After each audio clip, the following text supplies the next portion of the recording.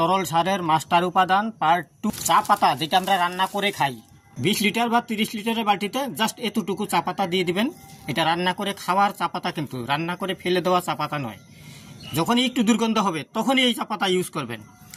আর সঙ্গে এই যে মাস্টার উপাদান, কাঁচা কলার চোকলা, পাকা কলার চোকলা, শুকনা কলার চোকলা, সমস্ত কিছু দেবেন। সঙ্গে যত রকমের কিচেন ওয়েস্টেজ, অবশ্যই সেটা অর্গ্যানিক হওয়া চাই। পেঁয়াজ রসুনের চোকলা দিয়ে দিলাম। সর্ষার খোল যখন এটার পাওয়ার কমে যাবে তখনই সর্ষার খোল দিতে হবে। এখন এটার পাওয়ার কমে নাই, তাই আমি দিচ্ছি না এখন, ঠিক আছে। সঙ্গে সজনা পাতা, তুলসী পাতা, পুদিনা পাতা, কারি পাতা, সমস্ত পাতা দিতে পারেন। এইভাবে মিশ্রণ করে সকালে বিকালে একটু ঘেটে দিবেন আর ঢেকে রাখবেন।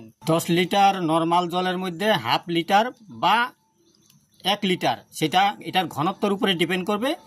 মিশ্রণ করে সমস্ত গাছের গোড়ায় দেবেন। টাকা বাঁচান, প্রকৃতি বাঁচান। একটা লাইক আর কমেন্টস করে আপনার আশীর্বাদ দিবেন।